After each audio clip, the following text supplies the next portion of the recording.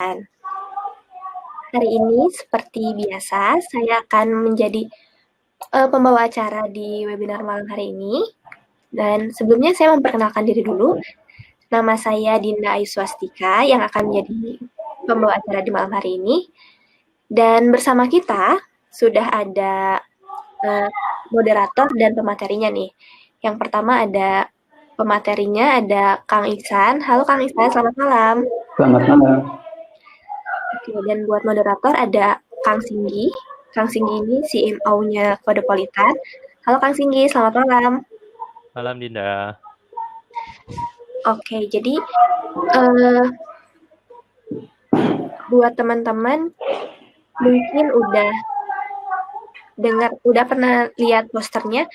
Webinar malam hari ini akan berjudul How to Become International Standard Developer bersama Abdul Malik Ihsan.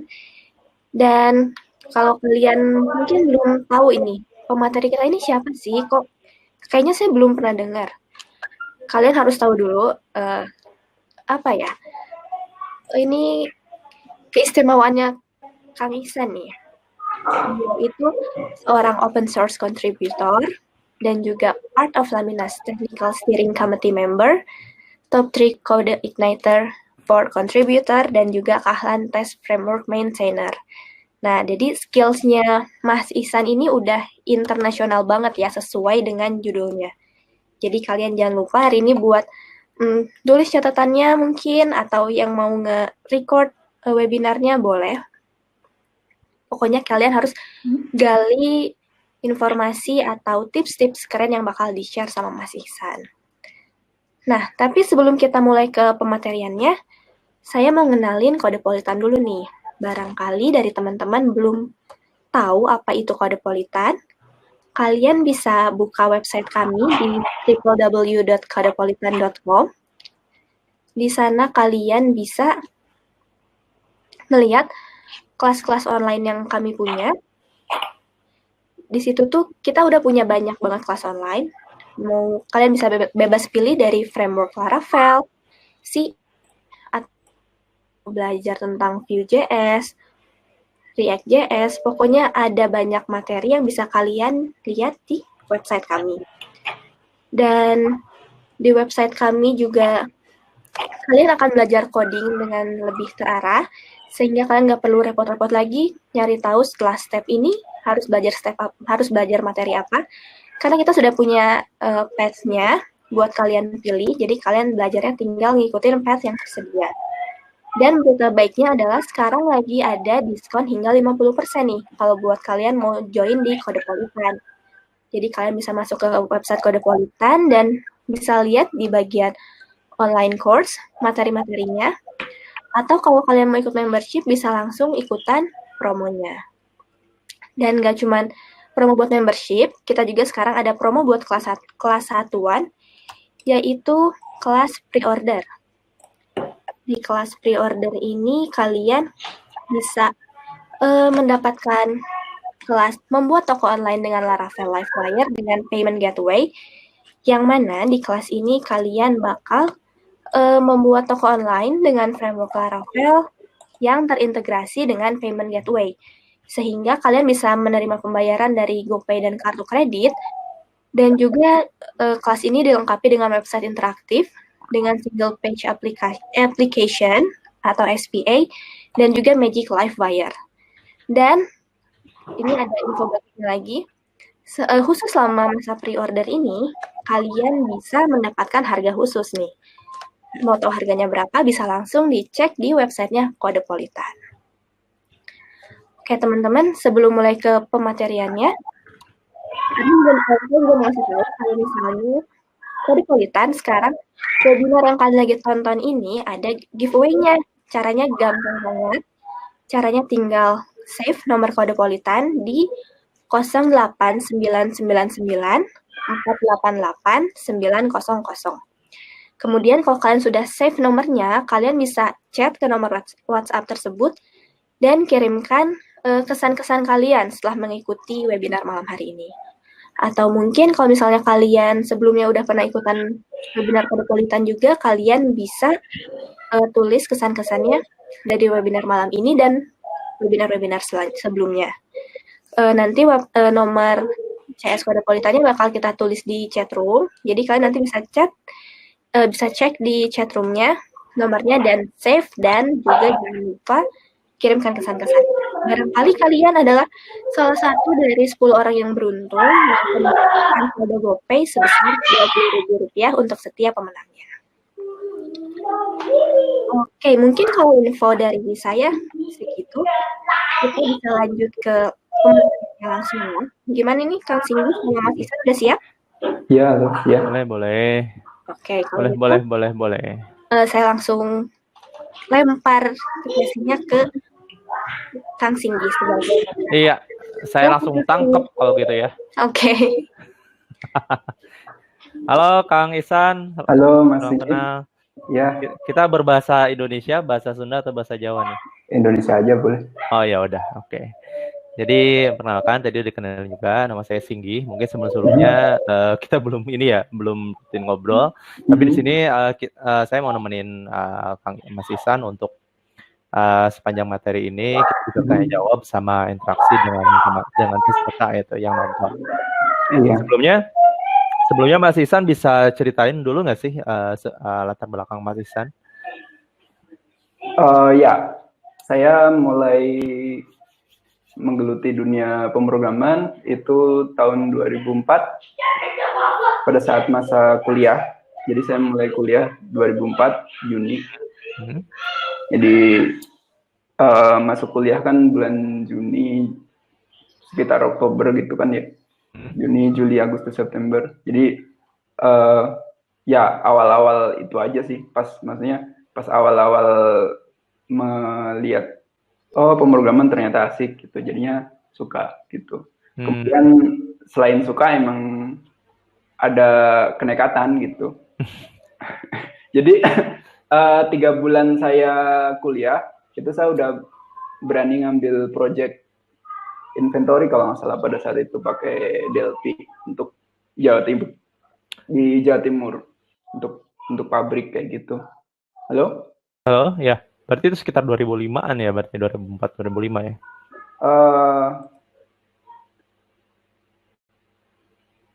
Jadi 2004 kan masuk Juni, kalau nggak salah Juni, Juli, Agustus. Ya Oktoberan lah, Oktober udah mulai ngambil project. Itu. Terus? Jadi emang awalnya harus nekat dulu. Jadi awalnya sih saya nekat gitu. Karena memang butuh buat bayar kuliah juga gitu. Bisa karena kebutuhan ya berarti. Motivasinya beda-beda sebetulnya. Kadang ada yang datangnya dari karena senang, tapi ada juga yang datangnya karena aku butuh nih.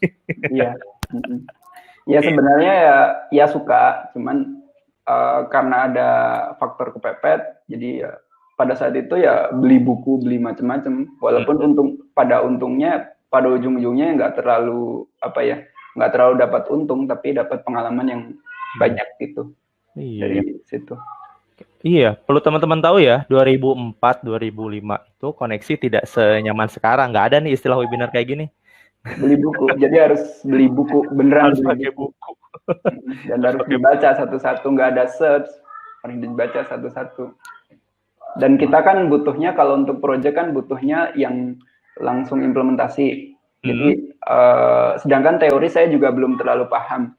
Jadi saya belajarnya tuh bukan, ya sebenarnya yang paling benar adalah belajar algoritma dulu. Terus habis belajar algoritma struktur data, terus algoritma 1-2 lah minimal kalau di perkuliahan.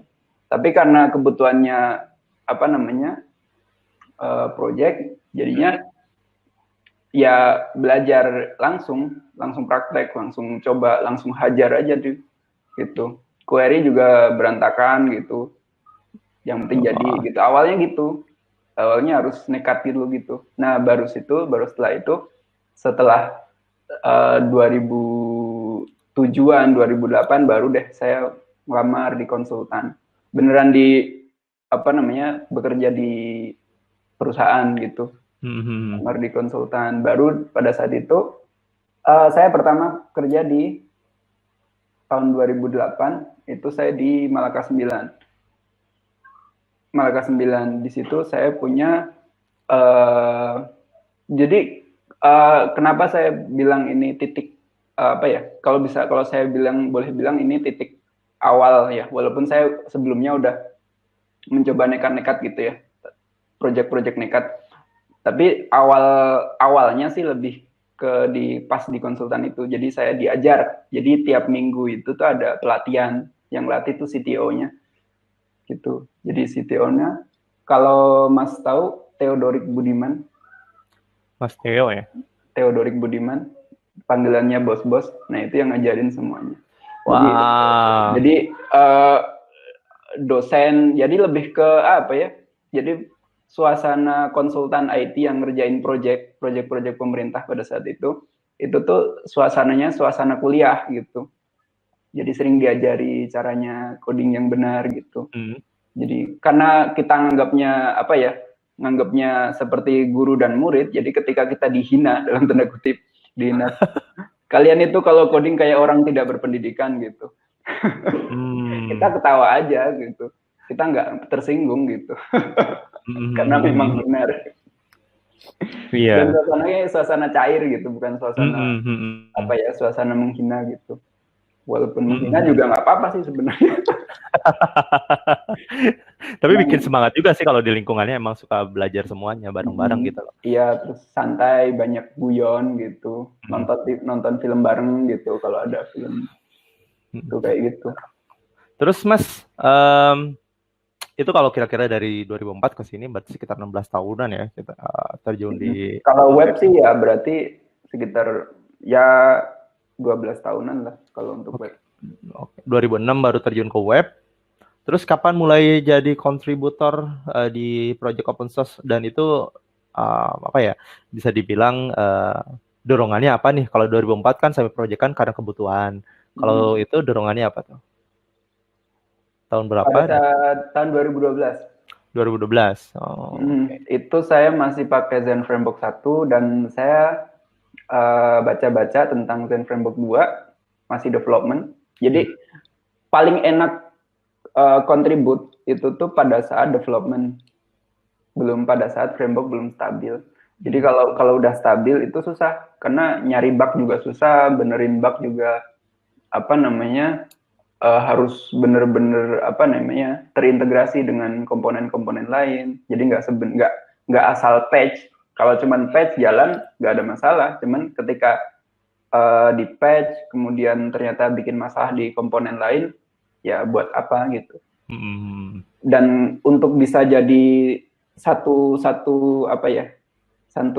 kontribusi. Sorry. Mas Termoi, sebentar saya chat dulu ya. Halo? Iya, halo. Oke, tadi salah pencet. Oh iya. Salah satu apa tadi? Apa ya tadi lupa. Jadi kontributor saat development. Jadi kalau kontribut itu paling mudah pada saat sebelum versi stabil. Misalkan coding di tempat, sebelum coding di tempat rilis itu rajin kontribut. Jadi lebih mudah untuk dapat di approve.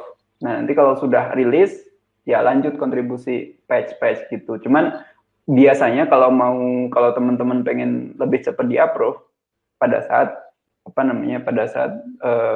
frameworknya itu masih active development, masih belum rilis lah, biasanya masih alpha, beta kayak gitu, RC rilis kandidat kayak gitu, di approve-nya lebih mudah gitu. Tapi jangan berhenti, jangan terus udahlah kalau gitu pas alpha beta aja saya kontribusi, habis rilis saya nggak akan kontribusi lagi, nggak juga. Karena pada saat rilis itu biasanya bug baru ketahuan.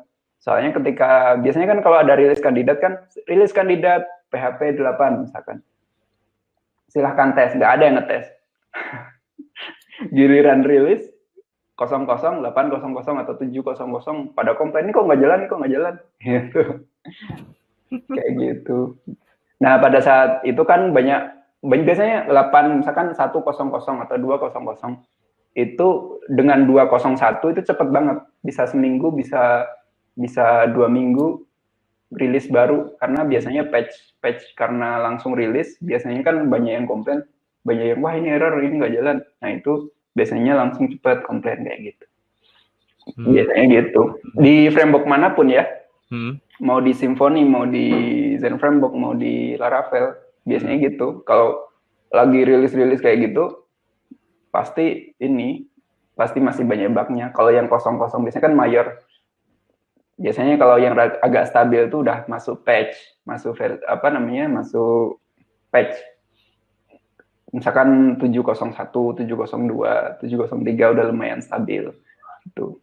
Biasanya nanti kalau dia pakai Semver, dia biasanya ada mayor, ada minor, ada patch kan. Nah, bagian minor ini biasanya nambah fitur, misalkan nambah fungsi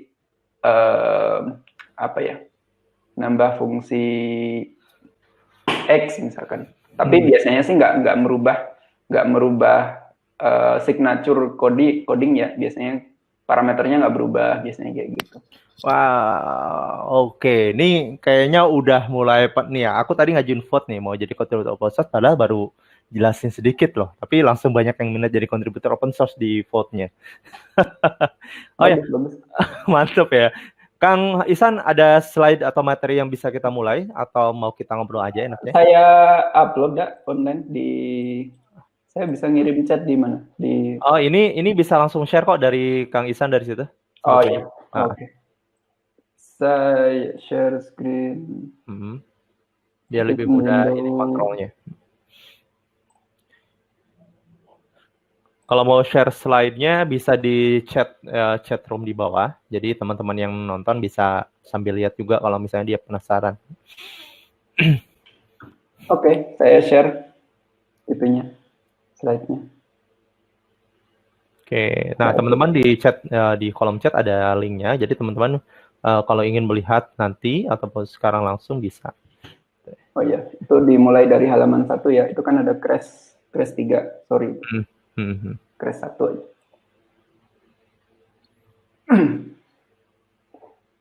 Oke, mau dimulai atau gimana? Ya, mangga kita mulai aja. Bismillah. Oke, teman-teman. Assalamualaikum warahmatullahi wabarakatuh. Waalaikumsalam warahmatullahi wabarakatuh. Oke. Terima kasih telah memberi kesempatan saya untuk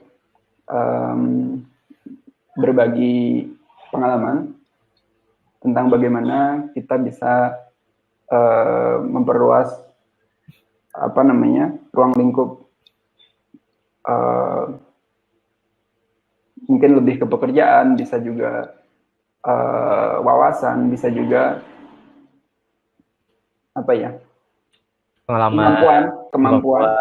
kemampuan kayak gitu secara global gitu. Oke, pertama perkenalan dulu, nama saya Abdul Malik Ihsan. Saya open source contributor. Saya kontribut sejak tahun 2012. Dulu masih ke Zen Framework yang sekarang namanya Laminas. Teman-teman kalau dulu pakai Zen Framework, ini full framework, full stack framework. Jadi satu framework di-download semua. Kalau sekarang kan zamannya Composer. Kalau dulu zamannya masih seluruh framework di-download semua, kemudian di-install gitu. Kayak gitu. Dan biasanya library-nya banyak gitu. Seperti itu. Gitu. Jadi masih semua. Kalau sekarang zamannya source itu dibagi-bagi, dipotong-potong. Misalkan buat feed, buat database, buat form, itu kita bisa download secara terpisah. Jadi nggak langsung kalau kita nggak butuh ya nggak usah gitu. Kita nggak butuh ya nggak usah. Kalau misalkan kita butuh Laminas DB misalkan ya, kita Composer require Laminas-DB misalkan. Kita butuh Symfony Console ya, Composer require Symfony Console kayak gitu. Sekarang zamannya kayak gitu. Jadi kita nggak bisa, kalau bisa sih jangan jadi fanboy yang yang fanatik lah gitu. Fanatik boleh, tapi jangan terlalu yang segitunya gitu. Kalau memang kita butuh cake PHP karbon misalkan, ya kita pakai aja PHP gitu. Kalau memang itu sekiranya untuk project itu project itu memang butuh itu gitu. Dan di framework yang sekarang itu nggak ada fasilitasnya gitu. Atau bisa tapi agak sedikit jelimet, agak sedikit rumit, ya berarti kita pakai yang udah ada yang bisa cepat dipakai gitu, kayak gitu. Oke, selanjutnya saya juga Laminas Technical Steering Committee. Jadi karena terlalu aktif, mungkin karena nggak ada kerjaan atau sebenarnya sih saya lebih suka, orangnya kan lebih suka begadang, jadi jarang tidur malam gitu. Jadi ngapain ya gitu kalau lagi nggak ada kerjaan, jadi kontribut gitu. Dan di persentase untuk di approve itu persentase untuk di approve itu nggak selalu tinggi, kadang-kadang cuman berapa yang di approve, tapi lumayan. Tapi terus jangan berhenti. Nah yang jadi masalah kan, saya udah coba kontribusi, ternyata diingetin, branch-nya salah, poin branch-nya salah misalkan. Kemudian kita langsung, nggak jadi kontribut, repot. Kalau bisa ya udah terus mencoba kontribut. Kita misalkan nemu bug tentang salah URL, misalkan URL pakai / kosong nggak jalan misalkan. Kemudian kita coba bug fix gitu. Kita coba bug fix, kemudian biasanya sih kalau open source yang zaman sekarang sih biasanya harus menyertakan unit test atau integration test. Jadi itu sebagai bukti bahwa bug itu benar-benar bug. Jangan sampai bug itu cuma masalah kita doang gitu. Atau ketika kita benerin bug ada masalah baru yang lain karena framework-nya udah kompleks kayak gitu. Dan saking lamanya ya mungkin dari mereka coba ditawarin jadi komite gitu. Dan di komite saya lebih banyak review coding, bukan lebih ke commit. Jadi lebih ke review codingan orang gitu. Jadi baca code. Kalau di YouTube kan review gadget, review rumah, ini review coding ya. Review codingan orang gitu biar lebih efektif, lebih lebih cocok gitu kayak gitu, lebih performanya lebih bagus kayak gitu. Kemudian saya juga CodingKniter 4 kontributor. Jadi saya dulu pakai CodingKniter tahun 2008 pada bulan Agustus, September, Oktober. Ya, sekitar Agustus September lah saya pakai. CI pertama kan itu ya? CI 1. Iya. Satu berapa lupa saya. 16 atau satu berapa. Jadi dulu saya ngerjain project Mendikbud atau apa ya? SIM PPBBN gitu. Lupa saya. Jadi tentang barang gitu. Gitu. Sistem informasi di kementerian. Sebagai CodingKniter 1 itu yang masih ya seadanya lah. Gitu. Dan dulu kan zamannya belum pakai komposer kan, jadi semuanya copy paste gitu, jebret gitu.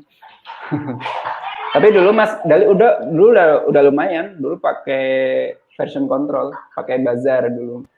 Kan sekarang kan zamannya pakai Git ya. Iya, dulu versioningnya pakai itu. Dulu saya pakai Bazaar gitu.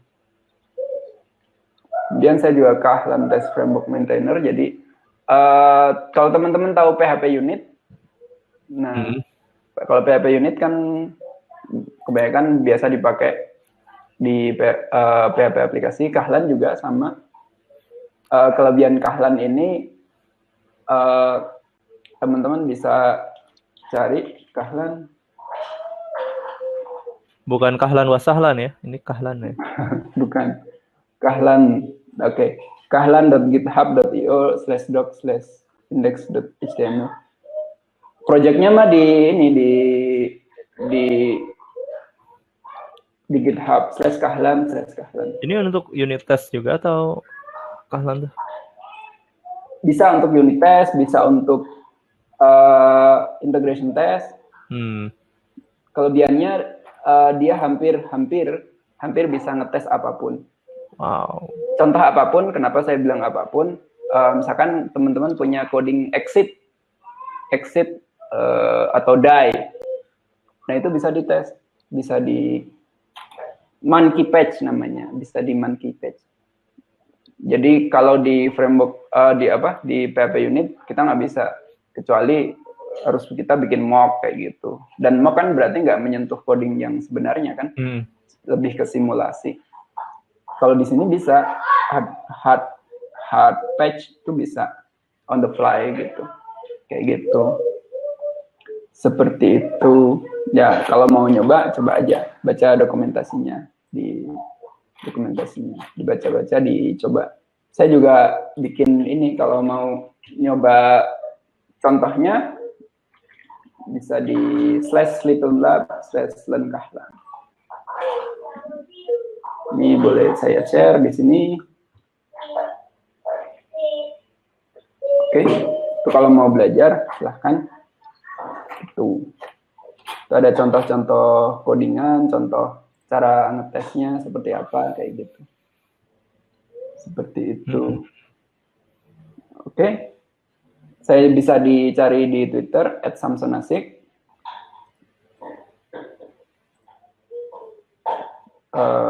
Atau di GitHub /samsonasik. Seperti itu. Gitu. Oke. Nah, teman-teman bisa lebih baik dari saya. Jadi, kalau saya kan belajarnya ngacak dan berawal dari sesuatu yang tidak berurut gitu loh.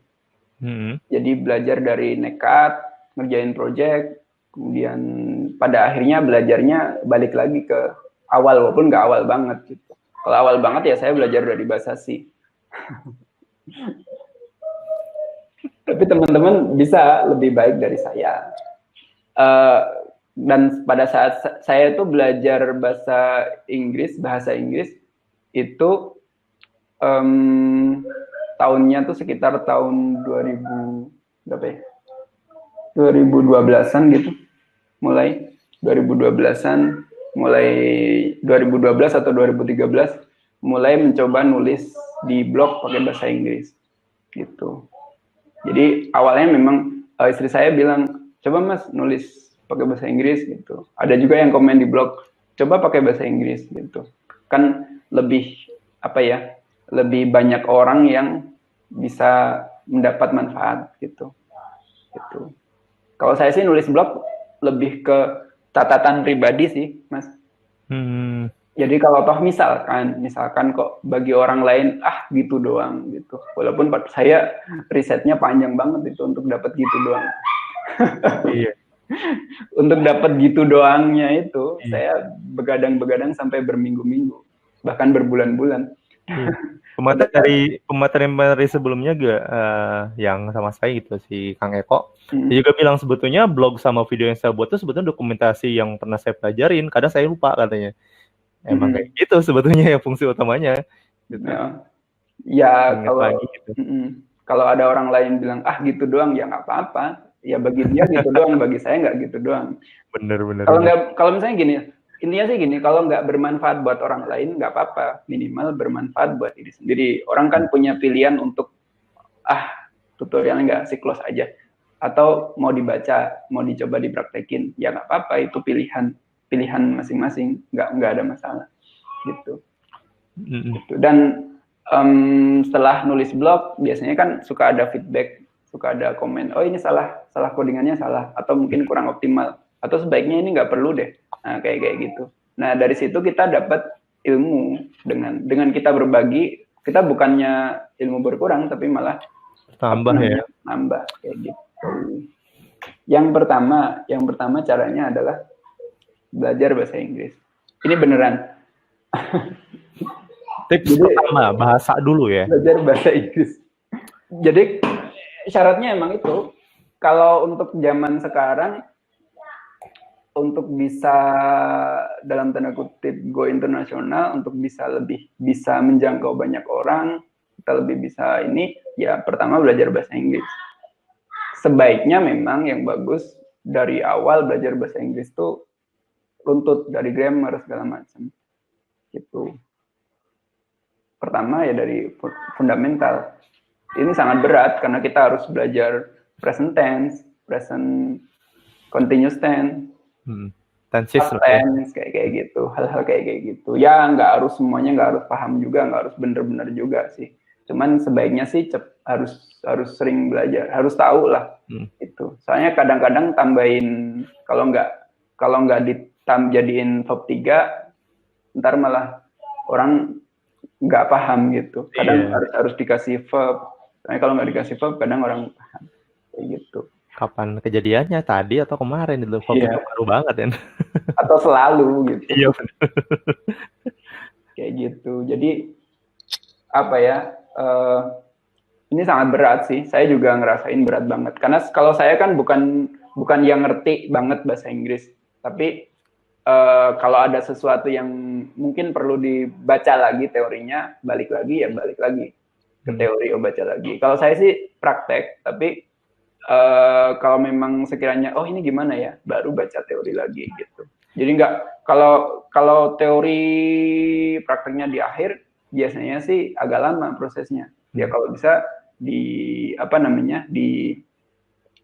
digabungin lah, dikolaborasiin lah. Gitu. Ini yang paling jago di Kodopolitan bahasa Inggrisnya tuh Dinda nih, yang sebelah kita. Gitu. Iya. Jadi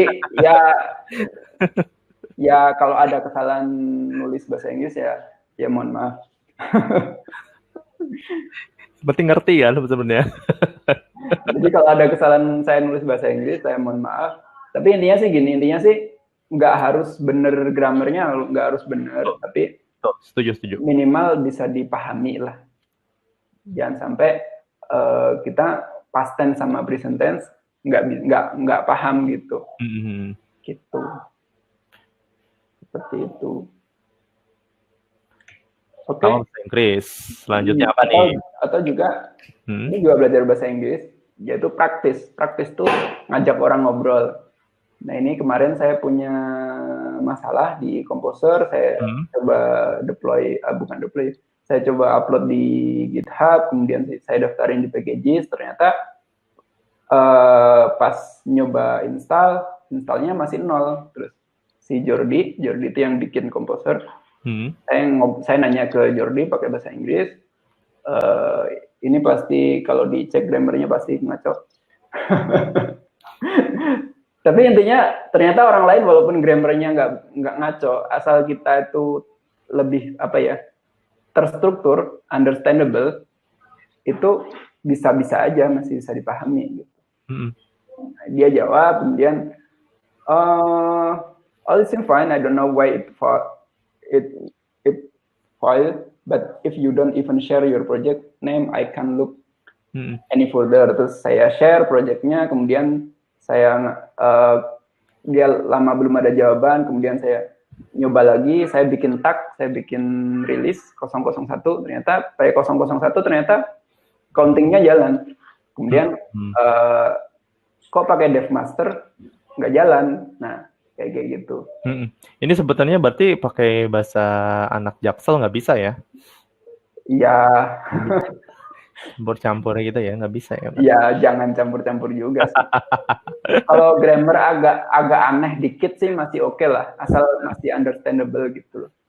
Maksudnya antara past tense dan present perfect agak sedikit rancu sih, mungkin masih oke lah ya. Cuman kalau kemudian jadi present perfect continuous tense yang harusnya enggak, yang harusnya udah.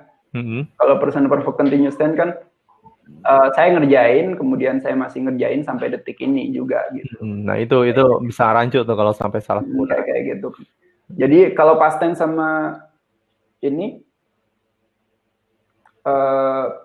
past tense sama perfect ya, perfect. Itu rancu mungkin masih agak oke ya, karena barusan atau barusan banget atau sudah itu tuh masih bisa dicampur aduk lah. Walaupun sebenarnya kalau bisa jangan. Tapi kalau untuk ngobrol sih masih oke gitu, masih bisa dipahami. Cuman jangan sampai campur-campur sama continuous tense yang dia masih ngerjain itu. Iya, benar-benar kayak gitu. Kayak gitu. Dan akhirnya saya ngejawab kayak gitu, dan akhirnya dia, oh iya saya nemu bug gitu, terus dia nge-fix, terus oh ya kalau gitu terima kasih udah jalan gitu, saya coba lagi udah jalan gitu. Jadi by practice gitu. Kalau penting banget bahasa Inggris. Ya kalau by practice gitu, jadi nggak harus paham bener, tapi minimal understandable. Dan mungkin Anda salah, saya atau Mas salah teorinya. Misalkan harusnya kan namanya present perfect, kok ini namanya past tense gitu, harusnya kayak gitu. Penamaan mah nggak masalah. Kalau misalkan salah kan kita nggak akan jadi guru bahasa Inggris. Iya. Kecuali kita mau jadi guru bahasa Inggris, baru kita harus tahu teorinya kayak gimana. Kalau kita sebagai orang yang nggak akan jadi guru bahasa Inggris, ketika kita ditanya ini grammarnya apa, ternyata salah, nggak apa-apa. Asal pas implementasi itu benar, atau minimal nggak salah banget lah gitu, masih bisa dipahami gitu. Oke, selanjutnya apa nih tipsnya selain bahasa Inggris? Nah, kemudian riset yang pertama melakukan hal yang berbeda dari tutorial. Misalkan Mas dapat tutorial tentang CRUD, create, read, update, delete, misalkan. Nah, kalau create, read, update, delete, berarti kita melakukan sesuatu yang berbeda. Misalkan saya maunya pakai API gitu. Nah, kayak gitu. Oh, ini edit update-nya masih hard refresh. Saya maunya pakai JavaScript misalkan. Wah, boleh kayak gitu. Kemudian coba di reset kayak gitu. Terus keep up with changing technology trends. Jadi kalau ada teknologi baru, keep up gitu. Jangan stuck di situ doang gitu. Kalau bisa, kecuali ada legacy project ya, yang masih harus dikerjakan. Dan harus di-maintain-nya, itu mau gimana lagi. Tapi harus fokus, jangan sampai kita lagi belajar apa, kemudian ada yang baru apa, switch kemana lagi. Akhirnya belajar apa lagi gitu. Pada saat belajar juga gitu, misalkan saya lagi belajar coding Niter 4 gitu. Kemudian ada orang bilang, pakai Laravel aja gitu. Lompat lagi ke sana. Lompat lagi. Terus pas pakai Laravel udah lompat, ternyata pakai Laminas aja, akhirnya lompat lagi. Akhirnya mana yang lebih bagus ya? Kayaknya ini bagus, bukannya ini lebih bagus. Dan akhirnya kebanyakan nanya, biasanya sih gitu. Ini masalah kebanyakan orang ya. Kebanyakan nanya dan nggak nyoba, dan akhirnya nggak ada yang bisa gitu.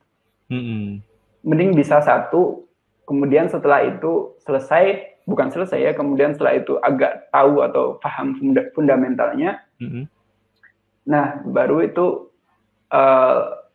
pindah ke yang lain, bukan pindah ya, mencoba untuk memperluas area jajan untuk tahu hal yang lain kayak gitu, seperti itu. Jadi fokus, beresin dulu, tahu dulu fundamentalnya, tahu cara bikin aplikasi sederhana pakai framework tersebut misalkan, baru pindah ke yang lain. Jangan sampai pindah-pindah terus, nggak jadi-jadi nanti soalnya. Gitu. Seperti itu. Kemudian share your knowledge. Yang pertama ini adalah menulis blog post dengan bahasa Inggris. Jadi kalau menulis di blog post itu gini, jadi ini nggak apa-apa untuk membagi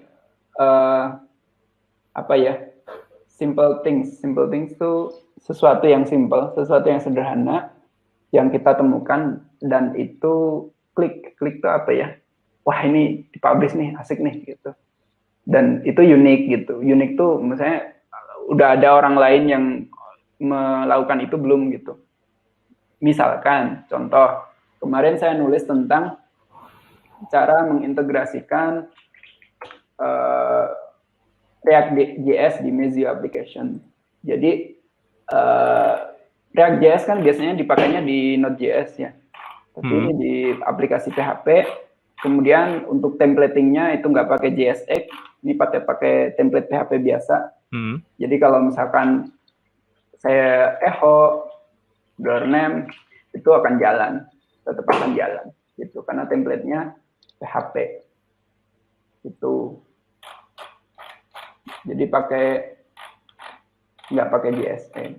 Kemudian si templatenya saya render pada saat page-nya diklik, misalkan routing /home, /contact, /about, misalkan kayak gitu. Itu kan, kayaknya belum ada atau udah ada, tapi berbeda ceritanya. Ceritanya berbeda. Ceritanya dia pakai template sendiri, di compile sendiri. Itu kan beda-beda. Kayak gitu. Seperti itu. Dan nggak masalah. Kemudian publish first, enhance later. Jadi kalau kita udah cocok nih, publish aja.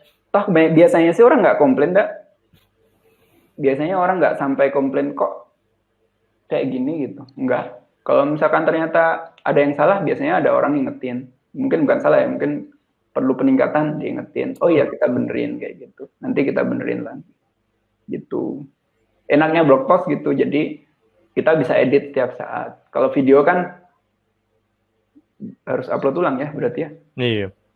Kayak gitu. Kalau video mungkin risetnya lebih panjang, persiapannya lebih panjang, ngumpulin datanya harus lebih komplit kayak gitu. Gitu, itu yang pakai blog post. Bisa juga English video post. Jadi kalau teman-teman udah melakukan ini, udah bikin video, berarti teman-teman udah lebih baik daripada saya. Karena saya belum pernah bikin video tutorial kayak gitu, saya belum pernah. Gitu. Jadi ya kalau teman-teman saya coba itu lebih bagus. Kang Ihsan boleh lihat blognya nggak di mana tadi? Di sini. samsunasik.wordpress.com. Ini aja.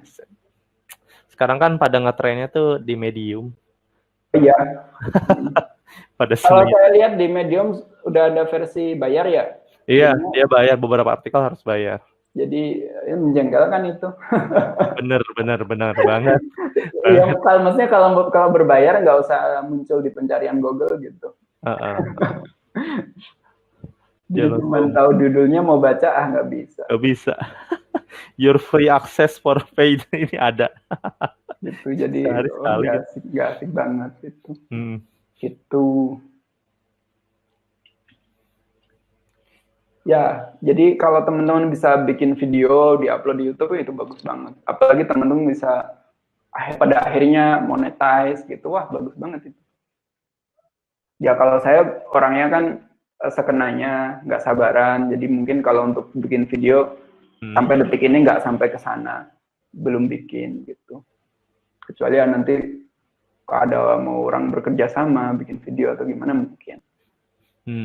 Tapi kalau untuk bikin sendiri sampai detik ini sih belum kemalasan saya belum bisa ditandingi. Kemalasan itu emang bawaan di setiap orang kok. Iya. Jadi kalau teman-teman bisa bikin video tutorial gini-gini, saya bisa tambahin animasi, wah bagus itu, lebih bagus dan itu lebih bagus gitu. Gitu. Kemudian keempat, show off ini publish riset atau produk ke GitHub atau GitLab atau Bitbucket kalau kita tahu yang lain, atau yang lain kalau misalkan ada public sites, misalkan di GitHub, misalkan di sini saya GitHub Samsunasik, di sini saya punya Sensation Toolbar. Ini cuma toolbar ya, toolbar buat buat tahu sessionnya apa, tapi untuk checking, misalkan kita mau nambah session di toolbarnya, di aplikasi kita, nambah, hapus, kayak gitu. Toolbar kayak kalau di Laravel ada kan ya toolbar atau enggak? Kurang tahu tuh saya. Kalau di Symfony ada ya toolbar kayak gitu, semacam toolbar di bawah itu, kayak gitu. Kayak gitu. Kemudian ya ini lumayan banyak yang download, 149.000. Sensation Toolbar. Jadi lumayan. Seneng aja banyak yang pakai gitu. Kepuasan tersendiri ya. Ya kalau dibayar saya udah kaya raya ini. Wah, udah berapa yang pakai nih kelihatannya? Di ini 149.000. Wow. Kalau dikalikan 1.000 ya lumayan sudah kaya. Dikalikan 1.000 rupiah atau $1.000 nih. Dikalikan 1.000 rupiah aja udah kaya. Ya ininya gitu. Ya kita show off. Ntar kalau dapat kontributor kan suka ada yang kontribut kayak gitu nih, ada yang kontribut. Oh kita belajar hal yang baru, belajar JavaScript. Misalkan ada yang benerin JavaScript-nya, dibenerin sama dia. Gitu. Kita verifikasi kayak gitu. Jadi bisa sambil belajar. Ketika kita publish sesuatu, kemudian kita dapat feedback dari orang, berarti kita belajar kayak gitu. Kita dapat ilmu baru gitu. Tapi jangan blindly accept suggestion juga. Jadi kayak orang kita pakai kuda, kemudian kita punya kita misalkan pakai kuda, anak kita taruh di kuda, suami sama istri jalan, kemudian ada yang ngingetin, anak gimana sih, bukannya ini orang tuanya malah akhirnya ini nurutin orang tuanya yang di atas, anaknya suruh jalan, ada yang komen lagi kayak gitu, nggak beres-beres, masalah. Kalau itu prinsipal dan sekiranya kok nggak perlu digubris ya nggak usah gitu. Tapi kalau memang sarannya itu bagus dan memang kita salah dalam sisi penerapan atau kurang baik, bukan salah ya, mungkin kurang tepat misalkan, ya kita perbaiki, kita perbaiki gitu. Tapi kalau misalkan BC Brick, tahu BC Brick nggak? Kurang tahu. Kalau BC Brick itu biasanya sih merubah formasi dari signature aplikasi. Misalkan parameternya awalnya objek, array. Kemudian dia dirubah harusnya array semua aja, array, gitu. Nah itu kalau merubah parameter, itu BC Brick. Walaupun mungkin Anda mengakui bahwa dia benar, tapi kalau mengubah parameter, itu namanya brick compatibility. Jadi, backward compatibility change. Backward. Jadi BC Brick namanya. Brick backward compatibility. Jadi kalau kita nge-brick backward compatibility, berarti kita nggak bisa di satu versi mayor. Misalkan 1.0.0, ya kita harus naik ke versi 2.0.0 biar si user yang versi 1.0.0 itu nggak langsung error ketika dapat aplikasi. Jadi misalkan di sini ada master branch, kita bikin master 0xx, 1xx, 20x, 21x kayak gitu. Seperti itu. Dan untuk manage ini nggak mudah sih memang. Kita harus paham version control, branching, cara cherry pick, cara apply patch kayak gitu dari satu branch ke branch lain. Kalau misalkan perlu dibawa ke branch yang utama kayak gitu. Ya itu emang ya sambil jalan aja gitu, sambil belajar, sambil jalan. Gitu show off, kemudian aktif contributing in communities. Salah satu contohnya adalah menjawab pertanyaan, misalkan di Facebook, di forum. Kalau misalkan di Coordinator kan ada forumnya, ya boleh ini menjawab di sana. Atau di Slack, ada Slack channel kan ya. Ada Slack channel Coordinator, kalau ada orang bertanya dijawab, boleh kayak gitu. Ada di Discourse-nya Zen Framework, kalau ada orang nanya dijawab kayak gitu. Mencoba jawab. Nah ketika kita jawab kan kita nggak selalu benar juga. Nah dari situ kan kita dapat ilmu baru juga. Jadi ketika kita jawab pertanyaan orang lain, kita kan minimal nyoba dulu di lokal gitu. Ketika kita nyoba dulu di lokal, ya biasanya jalan kayak gitu. Oh biasanya bisa, dan pada akhirnya kita bisa jawab gitu. Oh gini mas, coba kayak gini gitu. Di forum Codepolitan juga ada forum tuh sebenarnya sekarang. Ada forum uji sendiri yang belajar Codepolitan, ada di forum yang jawab terus kita bantuin, ada yang kontribusi juga. Itu sama sepertinya konsepnya. Iya seperti itu, bagus. Jadi Dimanapun sih, nggak harus di satu platform A atau satu platform B. Kalau misalkan ada platform tertentu yang misalkan forum tertentu, kita kontribusi di sana, kita aktif di sana, bagus. Dan nggak harus di semua forum. Misalkan saya aktifnya di Facebook doang, ya nggak apa-apa. Kayak gitu. Saya aktifnya di GitHub doang, nggak apa-apa. Kayak gitu. Saya juga jawab pertanyaan di GitHub. Misal saya jawab pertanyaan di Kahlan. Oh, caranya gini aja gitu. Kayak gitu. Belajar menjawab pertanyaan dari orang luar negeri. Jadi tetap balik lagi bahasa Inggris. Bahasa Inggris harus harus lebih ditingkatkan caranya. Dan kalau dilihat dari sisi grammar sih, nggak tahu benar nggak tahu nggak, tapi minimal understandable gitu. Jadi jangan ragu, jangan takut, saya bahasa Inggrisnya masih jelek, gitu. Pada akhirnya nggak ngapa-ngapain gitu. Sambil jalan, terus kalau kita nggak terlalu pede sama grammar, kita bisa cek.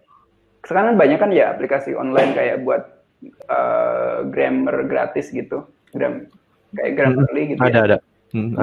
Atau Google Translate kan suka benerin tuh kalau kita salah. Makin keren kok sekarang Google Translate juga. Iya, kayak gitu. Misalkan kita pas Michael Jackson gitu, translatannya Didi Kempot gitu. Gitu. Seperti itu. Jadi suka benerin kan kalau salah. Jadi kalau misalkan kita coba ini. Walaupun kadang juga nggak bener-bener banget, tapi minimal kan, ini nggak salah-salah banget. Seperti itu. Yang selanjutnya adalah bug fix.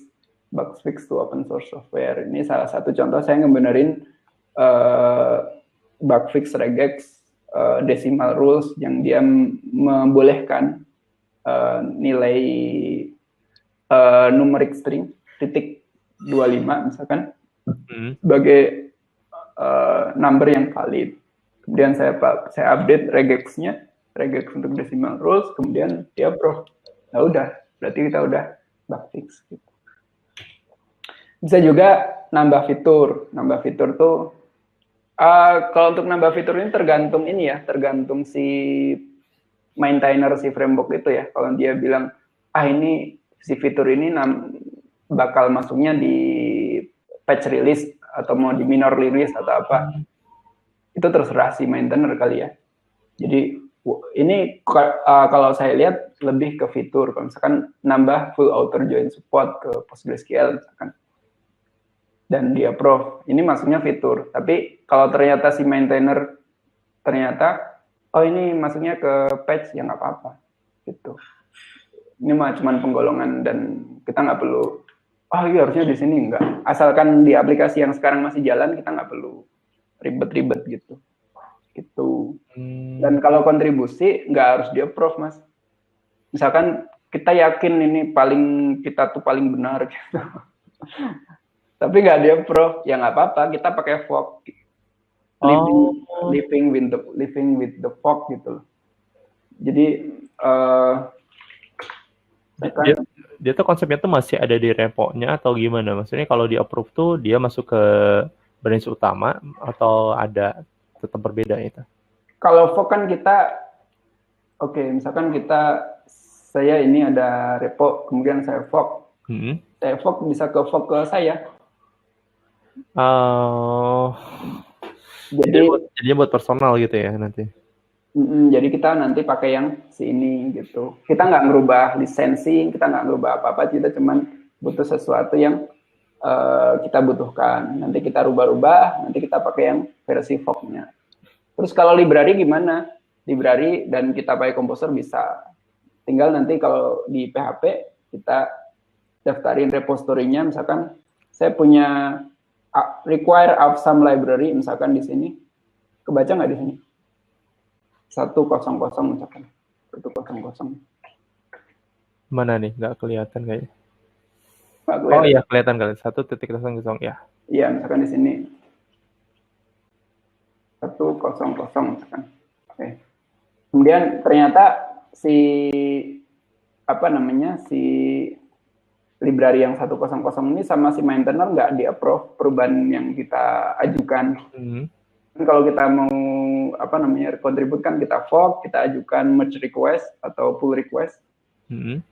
Terus kalau ditolak ya udah berarti kita pakai yang punya kita aja gitu. Jadi ini pakai yang dev kita, versi dev ini nama branch-nya kita, my fork AMSA feature misalkan. Kemudian repository-nya kita arahin ke repository GitHub kita misalkan atau GitLab kita gitu. Itu kalau nggak jalan, kalau di GitHub kita tinggal nambahin no API true. Itu aja. Jadi kita kekurangannya ya kita nggak akan bisa, kita harus manual untuk bisa sinkronisasi antara si fork sama si si library utama gitu. Itu kita harus sinkronisasi manual, kelemahannya gitu. Kalau open source sih gitu. Jadi kita bisa fork, kita pakai fork kita gitu tanpa merubah lisensi dan kita ubah di sana gitu. Kayak gitu. Nanti suatu saat kalau dia approve, nah baru kita balik lagi ke repository utama. Kayak gitu. Terus Kang, kalau misalnya ada yang memang lebih seneng untuk misalnya dia ngambil soalnya katakan misalnya dari CI atau Laravel gitu, terus dia ubah-ubah sendiri tapi nggak di-contribute itu sebetulnya boleh nggak sih kayak gitu? Selama nggak ngehapus lisensi nggak apa-apa sih. Oke, kuncinya adalah tidak menghapus lisensi ya. Kalau toh teman-teman melakukan perubahan, kemudian teman publish sebuah project, misalkan project dengan skeleton, lisensinya biasanya sih nambah 1 baris. Misalkan awalnya lisensinya Alice Lab, nambah 1 baris aja, lisensinya Abdul Malik Ihsan, ditambahin 1 baris tulisan nama Anda gitu. Itu udah cukup. Tapi nggak ngerubah lisensi yang lisensi yang sebenarnya gitu. Ya. Contoh misalkan contoh oke. Contoh code igniter aja.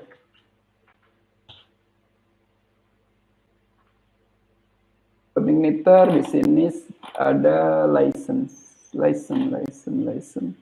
Mana? LLL. It's sense. License.txt. Nah, di sini ada copyright-nya British Columbia tahun 2014 sampai 2019. Kemudian dia nambahin lagi copyright 2019 sampai 2020 Code Igniter Foundation. Jadi nggak ngerubah yang udah ada gitu. Kayak gitu. Kecuali emang ada kesepakatan untuk dirubah, untuk kepemilikannya diganti kayak gitu. Nah, itu beda cerita. Tapi kalau memang nggak ada kesepakatan ya bikin aja dua baris. Yang satu British Columbia Institute, yang satu Code Igniter Foundation. Anda kita rubah-rubah, tambahin 1 baris lagi di sini. Copyright misalkan Abdul Malik Ihsan misalkan. Kita publish untuk kepentingan kita sendiri, kayak gitu boleh. Gitu. Oke.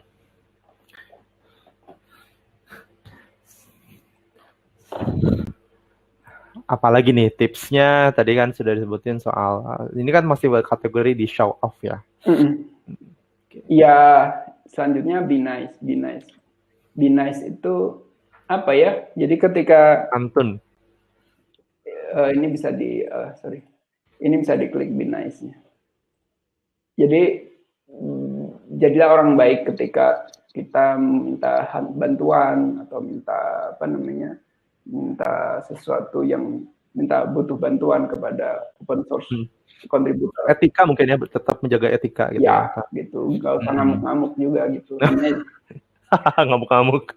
Namanya juga gratisan.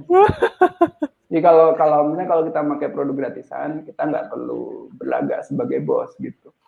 Jadi ini harus benar sekarang, gitu enggak. Jadi always read contributing document. Jadi don't blindly create issues unless you want them to be closed blindly too. Jadi jangan kita secara buta menulis isu, bug isu itu apa ya? Tiket isu. Kalau kita nggak pengen secara buta juga ditutup gitu ininya. Kan bisa aja itu bukan bug, bisa aja itu sebenarnya cuma pertanyaan gitu. Bukan masuk ke masuk kategori bug kayak gitu. Kemudian jangan sampai bilang please fix merge it urgent kayak gitu, nggak perlu. Jadi unless you pay for it, they don't owe you anything. Never act like a boss. Jadi jangan sampai kita berlagak seperti bos. Ya kita Anda nggak dibayar, nggak ngebayar untuk itu. Gitu. Sebaliknya ya kita tawarkan, misalkan, is there anything I can do to get it merged? Misalkan ada sesuatu yang bisa aku lakukan biar ini bisa di merge gitu. Kemudian sampaikan terima kasih, thank you gitu. Any other information about the issue you need, thank you. Jadi selalu katakan thank you gitu. Gitu. Kalau untuk merge request kayaknya nggak perlu thank you sih, nggak harus thank you juga. Soalnya kan nanti menu-menuin email aja biasanya sih thank you. Gitu. Nah, selama menunggu kita bisa pakai fork yang tadi, kita pakai fork. Jadi kita nggak menunggu kelamaan untuk kita bisa pakai fitur atau bug fix-nya gitu. Kemudian jangan sampai meminta bantuan secara private, secara DM. Sebaiknya itu dihindari. Gimana, di sosial medianya atau gimana maksudnya? Secara misalkan di inbox, di DM gitu ya, sebaiknya jangan. Kayak misalkan halo bro gitu, kenal aja enggak gitu. Halo bro, ini ada error bro, langsung di copy paste jebret gitu. Minta bantuan bro, gitu. Kayak gitu jangan.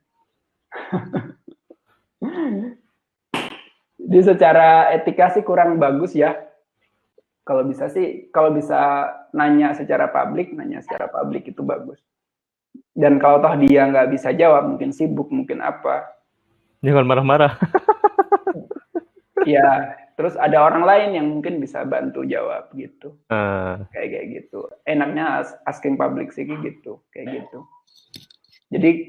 Jadi kalau kita bertanya sesuatu, misalkan kita punya masalah di cara install misalkan, kita nanya di DM itu kan berarti kita meminta waktunya dia. Ketika kita meminta waktunya dia, kita nggak bayar kan. Jadi sebaiknya sih jangan. Kecuali minta bantuan dan itu kita dibayar untuk itu gitu. Kita mau bayar untuk itu misalkan gitu. Oh iya. Jadi itu kategorinya berarti kayak misalnya open source is mostly free, tapi ketika services yang diberikan kayak misalnya konsultasi dan sebagainya itu bisa dibayarkan sebetulnya ya. Iya. Iya, berbayar, boleh berbayar. Jadi secara source itu free, tapi cara pakai source-nya kan nggak semua orang paham. Gitu. Walaupun udah ada dokumentasi, cara ngembangin pakai source-nya tetap aja kan harus ada orang yang pelajari sebelumnya. Kalau dibilang gini doang mah dipelajari bisa, ya silahkan pelajari sendiri. Tapi mungkin butuh waktu beberapa bulan. Sedangkan kalau dibantu sama orang yang ahli dalam hal itu, mungkin bisa sejam 2 jam beres gitu. Kayak gitu. Sedangkan ketika dia belajar sendiri karena basicnya juga acak-adut, basicnya juga random, belajarnya random, jadinya lama belajarnya. Bisa, tapi lama jadinya, ngabisin waktu. Itulah kenapa ada kayak lembaga-lembaga training kayak misalkan Codpolitan kayak gitu. Oh iya jelas. Oh iya jelas lagi. Kalau misalnya gini, kalau teman-teman belajar sendiri bisa, tapi mungkin butuh waktu lebih lama. Sedangkan kalau belajar di Codpolitan misalkan, belajar sama orang-orang yang udah belajar sebelumnya. Jadi teman-teman tinggal disuapin aja dalam tanda kutip lah. Tinggal gini, gitu. Oh, trik-triknya gini kalau ketemu gini kayak gitu. Jadi teman-teman yang udah belajar, yang mengajar misalkan sebagai trainer itu udah mengalami pahit getirnya tips and tricks gitu. Yeah. Ketika menghadapi satu permasalahan, ada bug gini.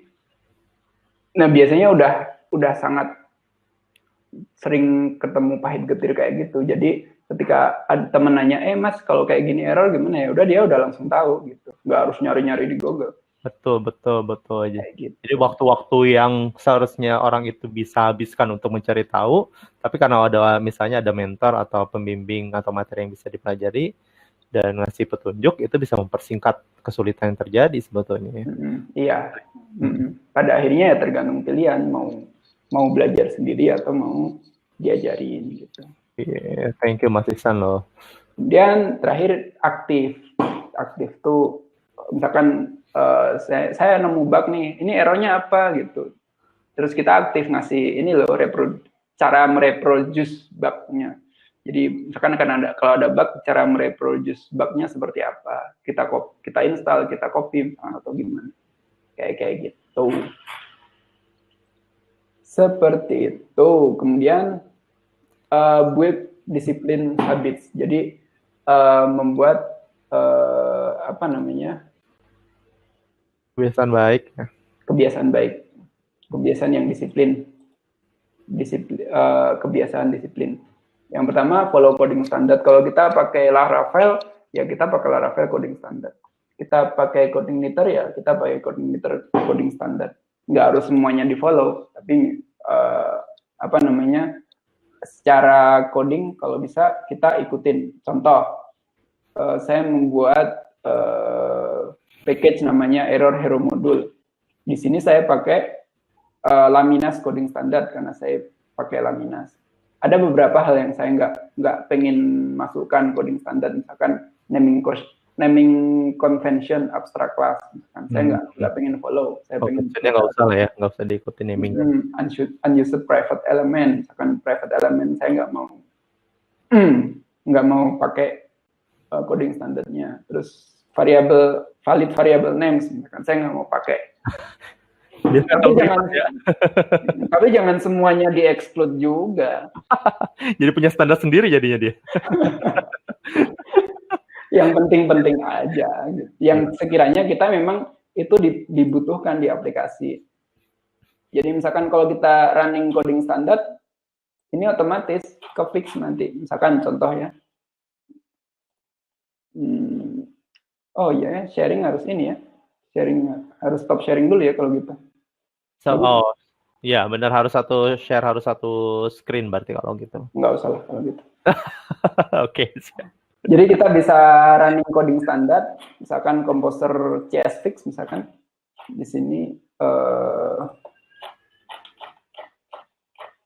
ada script CSFix, CScheck, PHP-CS, PHP-JBF. Dulu saya pernah ngisi training di Codepolitan yang mengikuti Mas Ahmad. Oriza ya. Mas Ahmad sama Mas Tony itu di sana saya masukin materi cara coding standar, cara iya. Katanya mind blowing banget ketika udah ikutan. Jadi tahu cara nge-fix coding format secara otomatis. Ya walaupun mungkin nggak semuanya. Kemudian cara ngecek apakah coding standar kita itu udah benar gitu, udah cara formatting. Kalau di CI pakai CodeIgniter coding standar. Contoh saya bikin modul CI4 album Samsonite CI4 dash album. Di sini modul CRUD pakai domain driven design, pakai tactical pattern, pakai post redirect get pattern, kemudian ya seperti biasa search, layout, pagination, flash message. Di sini saya bikin PHP-CS, ini path yang dicek, kemudian yang nggak perlu dicek kayak comment, class comment, kayak gitu, function comment, variable comment, saya nggak cantumin, saya exclude. Nah yang lain saya masukkan ke coding standar. Jadi kalau misalkan penulisan if, kemudian kurung kurawalnya di bawah, nah itu berarti udah ngikutin CodeIgniter 4 coding standar. Jadi misalkan if keyword kurung kurawalnya di bawah kayak gitu. Ini udah ngikutin coding standar kayak gitu. Dan ini otomatis dicek pada saat commit. Jadi pada saat commit ada GitHub action, dia ngecek Apakah coding standarnya set MySQL, check out, CS check, ingat cek CS-nya. Kalau CS-nya error, dia akan berhenti, kemudian static analysis, kayak gitu. Kemudian run test, ini running testnya. Kemudian upload coverage, kayak gitu. Kemudian selanjutnya nulis tes, write test, membuat tes, kemudian kita mencoba pastikan bahwa kita mempunyai 100% test coverage. Gokil ya 100% test coverage. Iya. Kalau nggak percaya, ini kayak C4 album, ini 100% test coverage.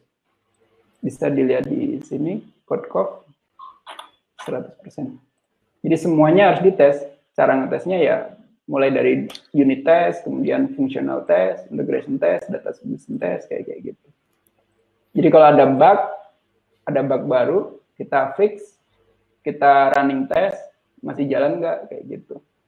Kalau error ada dua kemungkinan, tesnya perlu diupdate atau memang dia menimbulkan bug baru.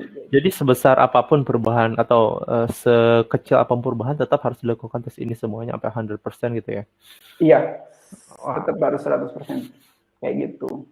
Kalau untuk framework biasanya nggak sampai 100% sih. Karena kalau framework kan biasanya kompleksitasnya sampai ke dalam PHP-nya gitu. Misalkan cek header segala macam. Toleransinya berapa persen sih kalau yang framework kayak gitu? Biasanya? Toleransinya biasanya 80%. 80%. Kayak gitu. Biasanya sih 80%. Kayak gitu. Kayak kalau CodingNitre tuh 80 kalau nggak salah 80%. Kalau Laminas biasanya sih bisa sampai 90 kalau nggak salah. Wow.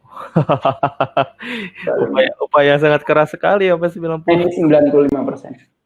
95%. Agak 100% agak sedikit susah sih karena memang ada fungsi-fungsi yang memang nggak mungkin dilakukan kalau pakai PHP unit. Iya. Gitu. Kalau di Kahlan hampir bisa dipastikan 100% bisa.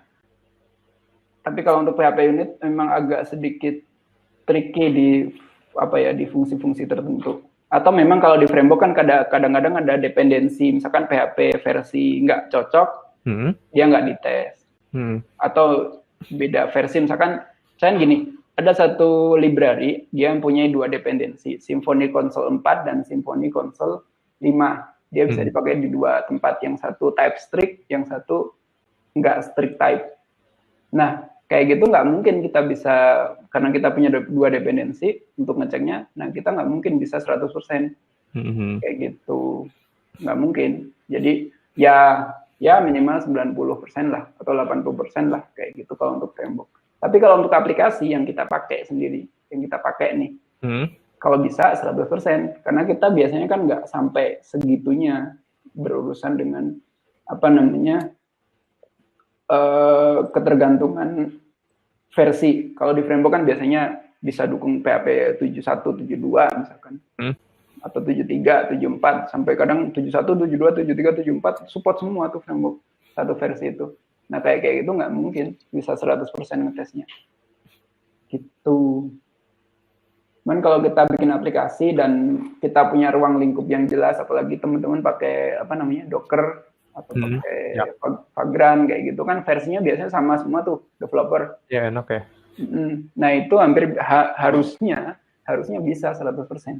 Environment-nya disamain semua ya berarti ya. Environment-nya sama. Kalau framework dimaklumi karena dia harus memberikan fungsi pada user yang mempunyai versi bahasa pemrograman yang berbeda-beda. Betul. Kemudian running code static analysis. Jadi code static analysis ini untuk static analysis contoh PHP-Stan. Jadi kita bisa tahu codingnya itu salah atau enggak. Jadi bukan dari sintak, tapi misalkan dari kayak misalkan datetime immutable, ini kan M-nya harusnya double. Nah ini M-nya 1 salah, M-nya double. Nah, M-nya double bener, M-nya 1 salah. Nah itu kalau pakai PHP stand bisa kayak gitu. Kita bisa setting, kita bisa running kayak tadi, kita bisa running di apa namanya, bisa di Travis atau di apa sih namanya, di GitHub Action kalau mau kayak gitu untuk ngecek apakah ada apa namanya, ada error atau kemungkinan error kayak gitu. Kayaknya pakai yang Travis sih kayaknya. Oke. Bisa pakai Travis kalau lama, bisa pakai GitHub Action. Kayak yang tadi, CI4. Ini CI4, nah ini pada saat saya commit, dia running code static analysis. Jadi dia ngecek apakah ada codingan yang error, kayak gitu. No error, wah berarti oke. Gitu. Oke, kalau udah, review code. Jadi kalau memang perlu kita nge-review coding kita review coding kita sendiri. Contoh, saya di sini error modul. Saya bikin pull request. Jadi saya nggak langsung commit, tapi saya bikin pull request, kemudian kita baca lagi, kita baca ulang. Migrasi ke Laminas misalkan. Kita baca ulang. Jadi kan kalau pakai pull request kan enak, perubahannya apa aja kelihatan. Iya. Kayak gitu. Kayak gitu, enak melihatnya. Kita review pelan-pelan gitu. Kita komen sendiri juga nggak apa-apa. Komen untuk diri kita sendiri nggak apa-apa. Jadi pelan-pelan, nggak harus buru-buru. Gitu. Kemudian run continuous integration. Jadi pada saat kita commit kayak tadi kita integrasi sama Travis, atau kalau GitLab kita bisa pakai GitLab apa namanya? GitLab CI kan udah ada. Ya, sudah integrasi. Dulu saya ngisi training di Codepolitan itu pakai GitLab ya. Permintaannya pakai GitLab, saya pakai GitLab. Gitu. Bisa. Gitu. Reponya di GitLab soalnya. Iya, nggak apa-apa pakai GitLab. Kemudian yang selanjutnya, follow awesome developer on social media. Yang di follow kemampuan mereka, yang di follow apa yang produk yang mereka hasilkan, bukan dramanya ya. Ya, ini nggak ada Atta Halilintar kita. Nggak ada. Yang dicontoh bukan dramanya ya, kalau dramanya emang nggak perlu dicontoh. Iya, benar-benar. Untuk ada drama tuh udah nggak usah dicontoh. Dan kan sebenarnya kita juga pengetahuan kita nggak sampai sana kadang-kadang. Jadi kita follow sesuatu yang memang bermanfaat. Misalkan dia bikin produk yang bagus, ya kita tahu lebih awal karena kita follow sosial media orang tersebut. MWAP itu yang bikin MWAP itu yang ini tim projectnya Laminas. Fabot itu tim projectnya Symfony. Okramius itu core kontributornya Doctrine.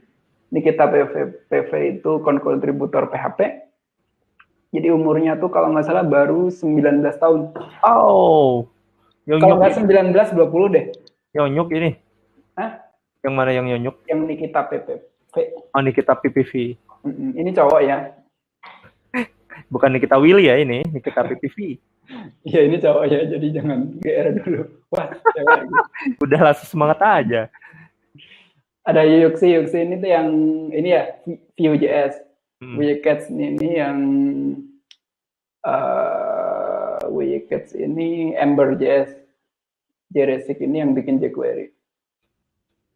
Nenek moyangnya ini.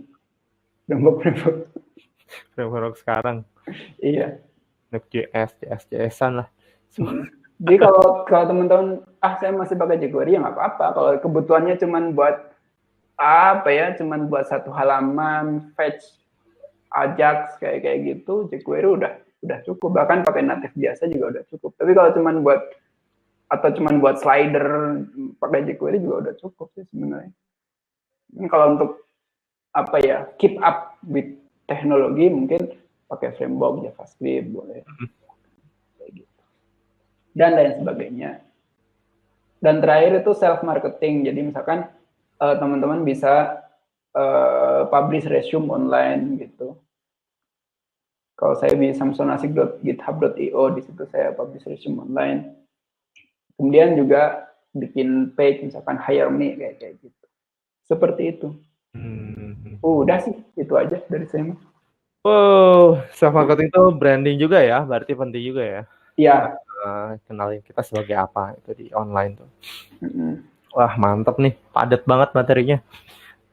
Jadi teman-teman biar teman-teman tetap ngikutin.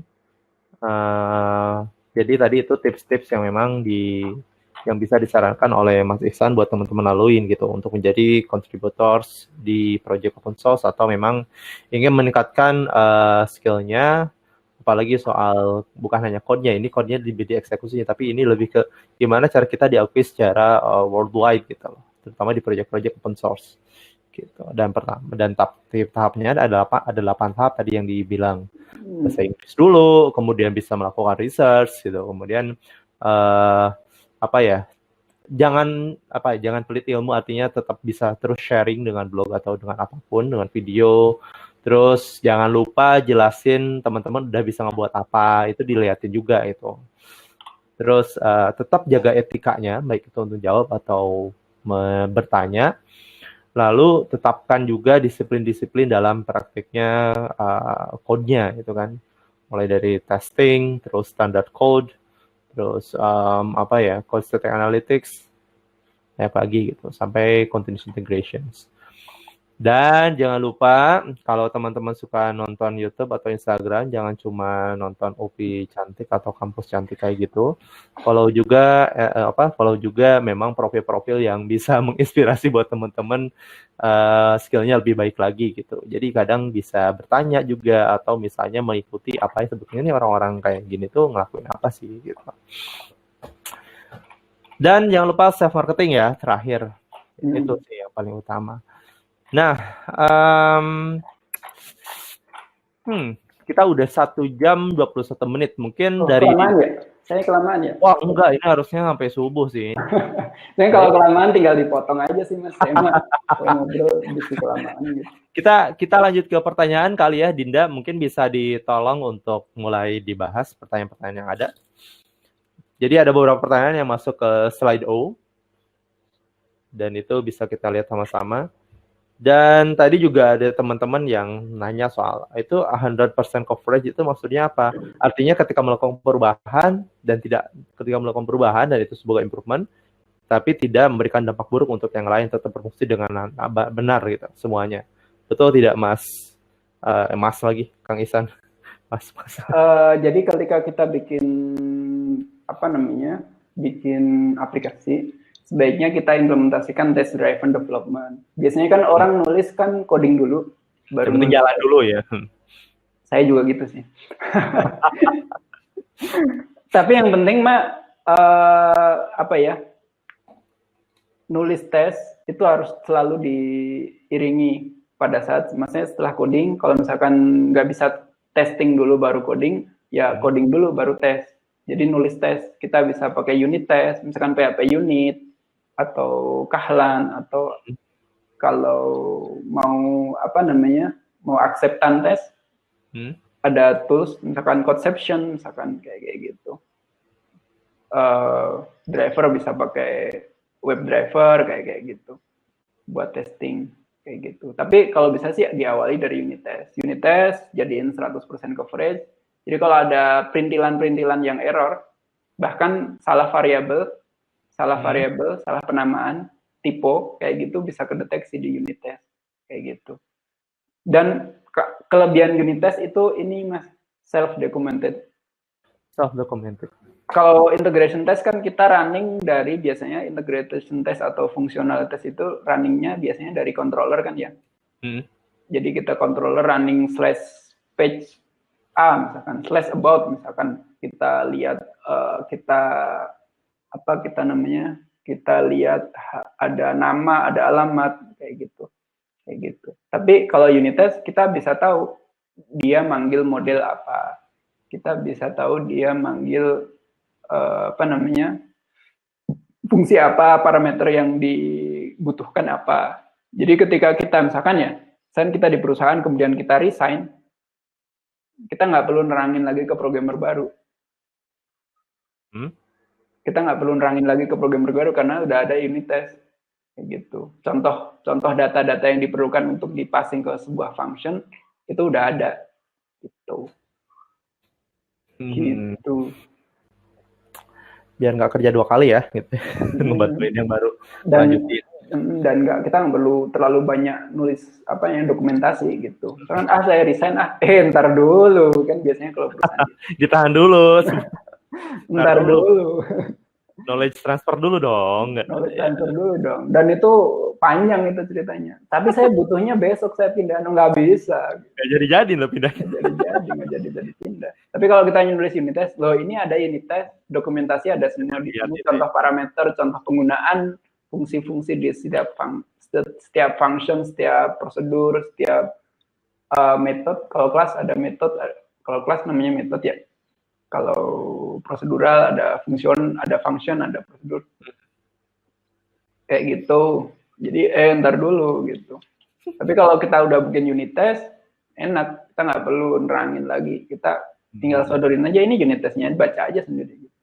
Itu cara pakai codingnya. Ya walaupun dokumentasi tertulis kayak README, cara pakai kelasnya itu juga penting. Terus Kang, ini ada pertanyaan nih. Tadi yang masuk ke Slido. Yang pertama tuh yang banyak ngevote roadmap-nya tuh gimana nih, kan tadi itu lebih mungkin kita kategorikan sebagai tips-tips persiapan diri apa aja yang harus dilakukan gitu. Kalau roadmap secara keseluruhan mungkin tadi kalau teman-teman nyimak saya coba review lagi ya.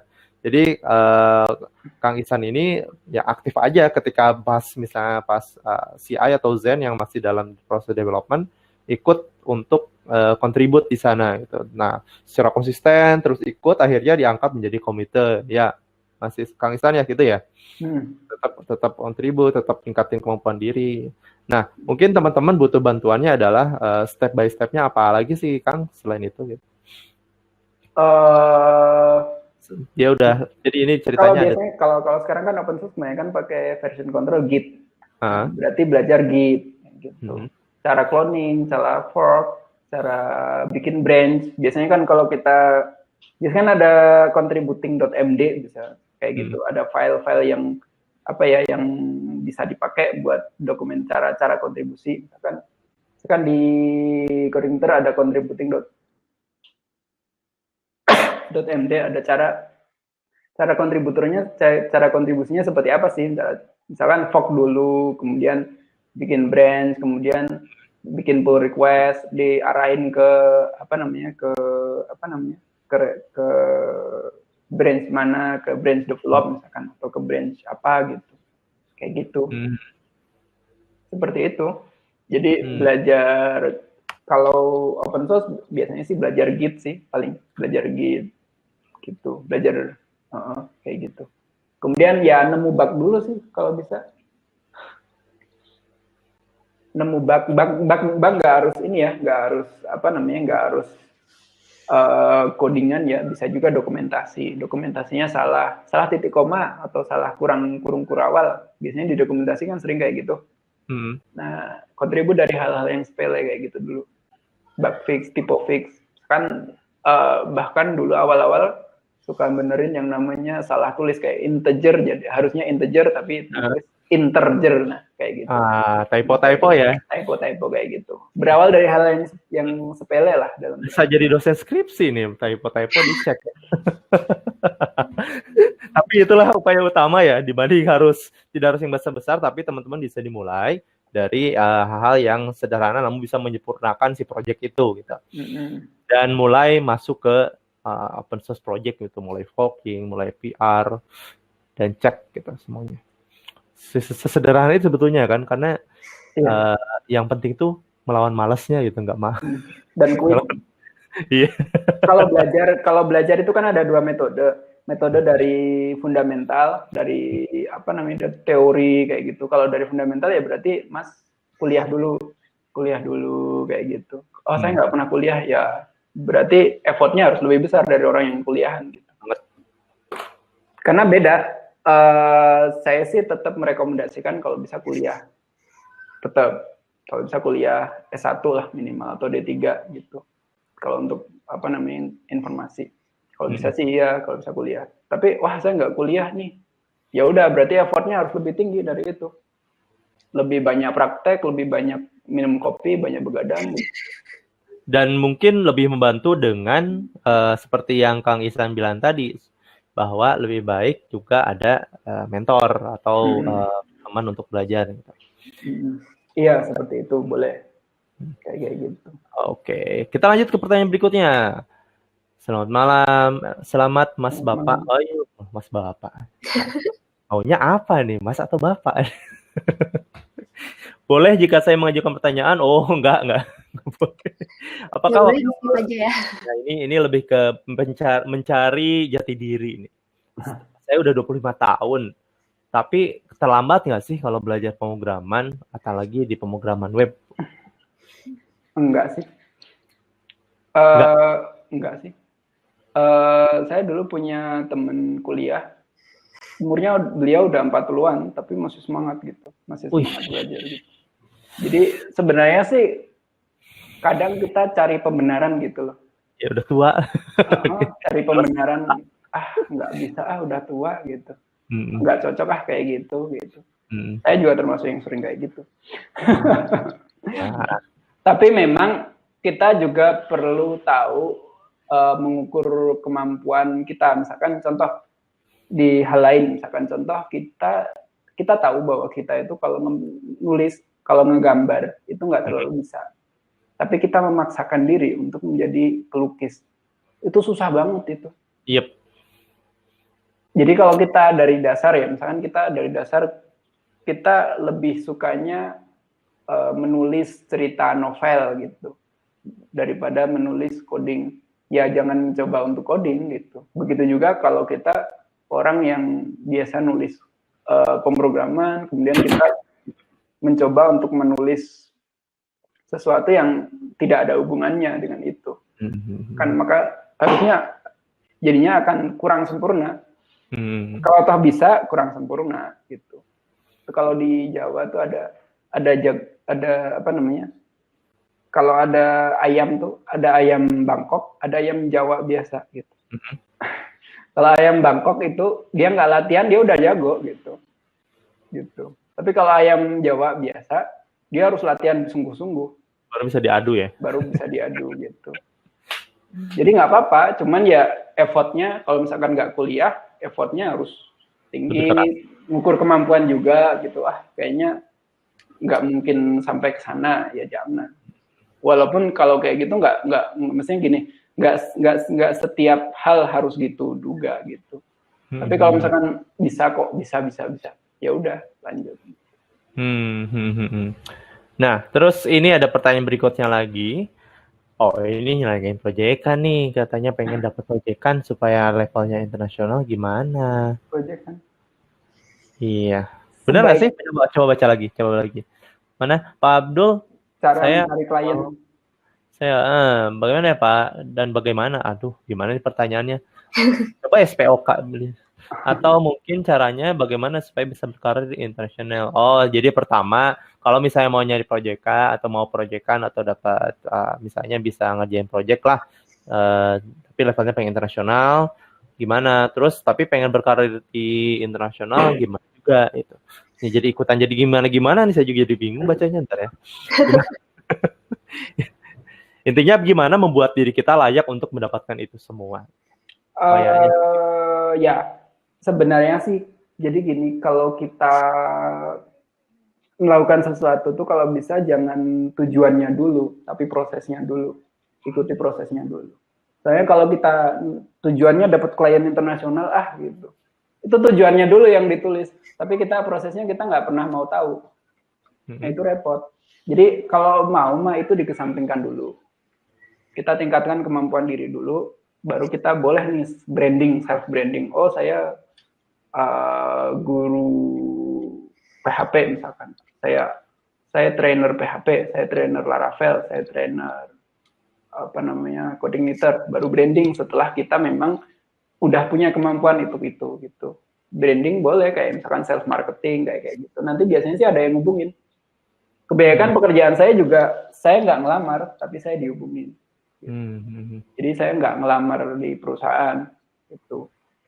Kayak gitu. Tapi perusahaan yang hubungin saya, biasanya sih gitu. Gitu. Dan apakah saya gagal? Sering. Saya sering banget gagal ngelamar, gagal, oh enggak cocok, ya nggak apa-apa. Gitu. Nggak apa-apa. Oke. Kita lanjut ke pertanyaan berikutnya, karena waktu mulai mepet nih kita. Oke, kita lanjut dengan oke, coba mungkin tadi ada pertanyaan cukup bagus di atas. Yang 4 poin. Nah, seberapa efektif praktek tes TDD terhadap code coverage dan software design? Jadi gini, kalau kita tes driven development, kita melakukan tes driven development, code coverage pasti 100%. Pasti. Tapi kalau kita nggak TDD, berarti kita coding dulu baru nulis tes, nah itu kadang-kadang bisa nyampe paling 80-90% kayak gitu. Efektifnya ya tergantung kebutuhan memang sih sebenarnya. Cuman sebisa mungkin kalau bisa 100% kalau untuk aplikasi kita. Aplikasi kita sendiri sih kalau bisa 100%. Itu. Ya efektifnya biasanya nanti kelihatan kalau ada bug. Kalau kena bug itu biasanya yang kita harus benerin itu 2 jam, kita cuman benerin itu dalam waktu 15 menit. Wah, efektif banget. Karena kita begitu kita running integration test misalkan, itu kan semua komponen dites. Jadi ketika semua komponen dites, kita udah pastikan bahwa si patch kita ini jalan di semua komponen. Gitu. Oke. Terus ada satu pertanyaan lagi nih, Kang. Yang di bawah tuh kalau nggak salah tadi buku ya? Iya. Nah, buku apa aja sih yang direkomendasikan untuk ditonton? Setidaknya membantu atau ditonton. Buku ditonton gimana coba? Buku ditonton, buku dibaca agar menjadi developer standar internasional. Setidaknya membantu kita knowledge-nya. Atau standarnya gitu bisa tahu gitu. Buku banyak sih sebenarnya buku ya, kayak coba dibuka mungkin lebih ke buku ya.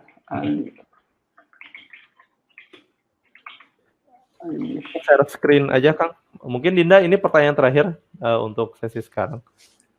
Oh ya. Coba bukunya Alice Peter, What I Wish I Knew Before I Learned to Code. Ini juga bagus. Mangga Kang, share screen Kang. Ini di chat aja.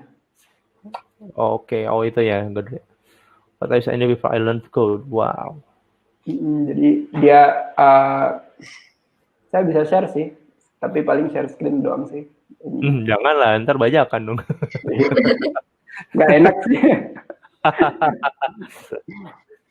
Gak terlalu mahal kok di Amazon nih, yang versi e-booknya. 200.000 ya kalau nggak salah. Saya nggak tahu nih. Soalnya saya dulu dapatnya gratisan sih. Cuman nggak tahu ini bayar atau enggak. Coba dicek di Amazon. Mana nih? What I do before. What I wish I know before I learn to code. Let's see. Ini buku lama berarti ya.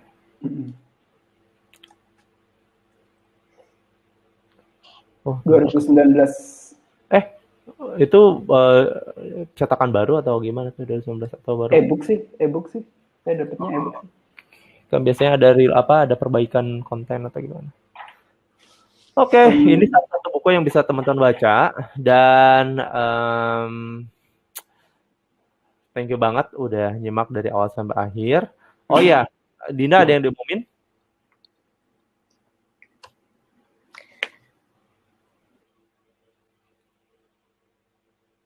Dari Kang Ihsan, makasih banyak Kang Ihsan. Oh iya, sama-sama. Makasih juga buat Kang Singgi yang udah ngemoderatorin dari tadi awal kita nanya-nanya awal gimana Mas Ihsan terjun ke dunia programming sampai tips-tipsnya yang tadi. Yang pasti kalian harusnya dicatat ya, biar soalnya pasti berguna banget buat kalian. Dan sebelum webinar malam hari ini ditutup, mungkin saya mau ngingetin, jangan lupa buat manfaatin diskon up to 50% yang ada di website Kodepolitan. Bisa cek di www.kodepolitan.com dan juga ikutan pre-order kelas online membuat toko online dengan Laravel Live Wire dan Payment Gateway. Karena selama masa pre-order kalian bakal dapat harga khusus. Jadi nanti kalau misalnya kelasnya udah rilis, harganya bakal balik ke harga normal. Jadi sebelum balik ke harga normal, mending kalian ikutan dulu sekarang karena masih ada harga khususnya. Dan juga nih buat iseng-iseng berhadiah kalian bisa ikut giveaway acara ini dengan cara save nomor Kodepolitan di 08999 488 990 dan tuliskan kesan kalian selama mengikuti acara webinar ini. Testimoni ya, kirim testimoni ke nomor tadi. Oke. Kirim ke nomor barusan yang ada juga di bagian chatroom-nya. Disimpan. Jangan lupa simpan dan chat ke adminnya tentang testimonial kalian ikut webinar malam hari ini. Itu bisa GoPay, bisa OVO kok, tenang. Ya, itu kan dikasih pengumumannya GoPay. Cuman kalau misalnya ternyata kalian menang dan kalian nggak pakai GoPay, bisa kok kalian minta ke OVO atau mungkin yang pakai link bisa ditransfernya ke link. Jadi chat dulu aja, kirim dulu aja testimonialnya apa. Terus kalau misalnya kalian menang, kalian bisa request mau dikirimnya saldonya via apa. Nggak bisa Western Union ya, nggak bisa ya? Iya, nggak bisa. Yang gampang-gampang aja yang ngirimnya kayak GoPay, OVO, atau link gitu. Oke, ini untuk terakhir teman-teman tolong bantu untuk isi kesannya gimana untuk materi sekarang. Jadi silahkan lihat di layar teman-teman semua. Ini polling untuk teman-teman. Nah, silahkan dijawab. Kalau aku bisa ikutan polling sih, kayaknya aku bakal polling keren banget sih. Ini kita bisa lihat bareng-bareng.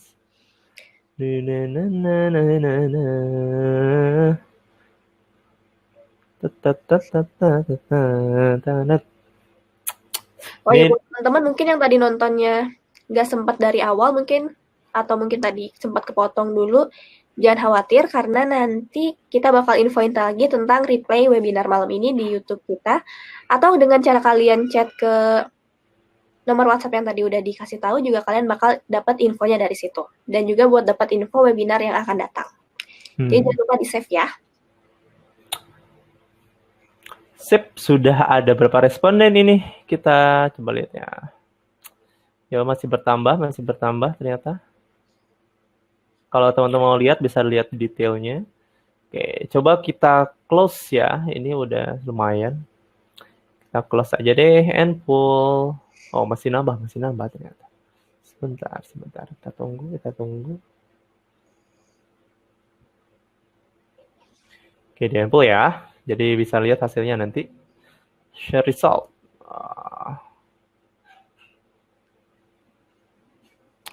Hasilnya seperti itu. Finish and close poll. Oke, kalau gitu silakan. Terima kasih teman-teman semua. Terima kasih juga Kang Ihsan juga. Ya, terima kasih.